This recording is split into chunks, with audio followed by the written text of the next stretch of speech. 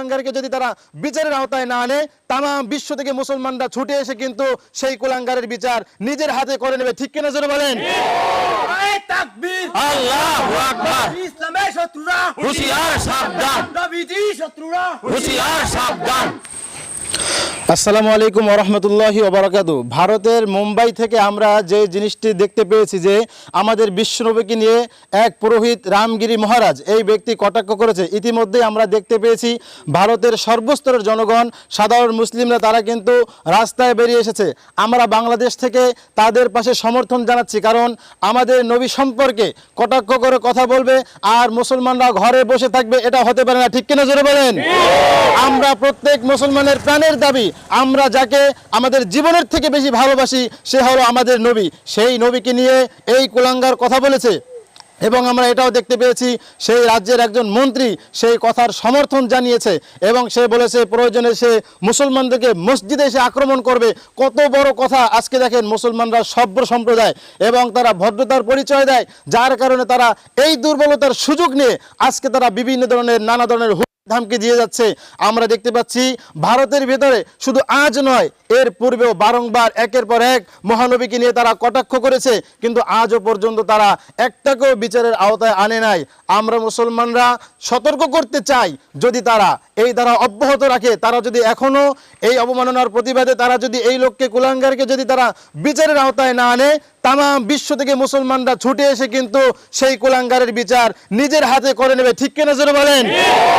আমাদের মুসলমানদের প্রাণের দাবি, আমরা সব সময় চাই আমরা শান্তিতে বিশ্বাসী, আমরা চাই না আপনাদের ধর্মকে আমরা কখনো কটাক্ষ করে কথা বলি না, আমরা কখনোই চাই না যে আমাদের ভিতরে সম্প্রীতি নষ্ট হোক। সুতরাং আপনারাও সেই বিষয়টি লক্ষ্য রাখবেন এবং যারা এই ধরনের নানা ধরনের আপত্তিকর কথা বলেছে আমরা তার বিচার চাই এবং পরিষ্কার কথায় তার সোজা বিচার হলো তার ফাঁসি চাই, তার মৃত্যুদণ্ড চাই, এছাড়া আর কোনো বিচার আমরা চাই না। এই বলে আমি আমার বক্তব্য শেষ করছি। আমরা অত্র এলাকাবাসী পূর্ব ছোট শৈলা মিরুখালী মঠবাড়িয়া থেকে আজকের বিক্ষোভে দাঁড়িয়েছি। আপনারাও তামাম দেশ থেকে সর্ব জায়গা থেকে আপনারা সব রাস্তায় বেরিয়ে আসুন এবং এর প্রতিবাদ জানান। সকলে ভালো থাকুন। আসসালামু আলাইকুম রহমতুল্লাহ।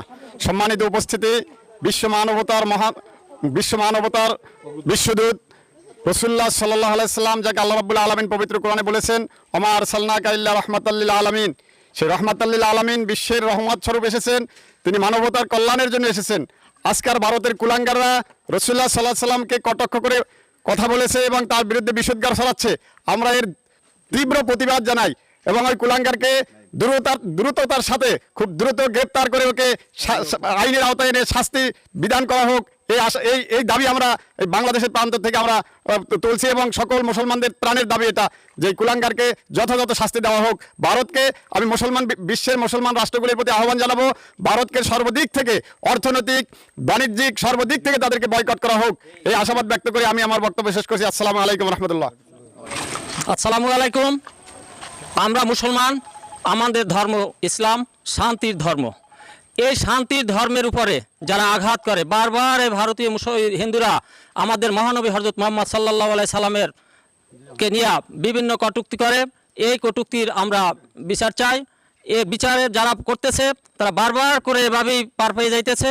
আমার আবেদন এবং মুসলমানবাসীর সবার প্রতি আবেদন, মুসলিম কান্ট্রির প্রতি আমাদের আবেদন, যাতে করে এইভাবে আর কখনো এই কটূক্তি করতে না পারে বিশ্বনবীর প্রতি কটাক্ষ করে। আর আমাদের দাবি হলো যে করেছে তাকে আইনের আওতায় এনে তাকে শাস্তি প্রদান করা হোক।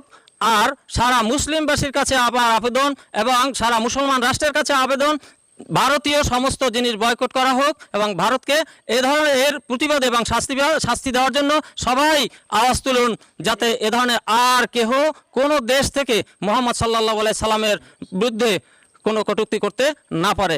আসসালামু আলাইকুম, ধন্যবাদ সকলকে। নারায়ে তাকবীর, আল্লাহু আকবার, নারায়ে তাকবীর, আল্লাহু আকবার। ইসলামের শত্রুরা হুঁশিয়ার সাবধান, নবীজি শত্রুরা হুঁশিয়ার সাবধান। तेरा मेरा रिश्ते का লা ইলাহা ইল্লাল্লাহ, तेरा मेरा रिश्ते का লা ইলাহা ইল্লাল্লাহ।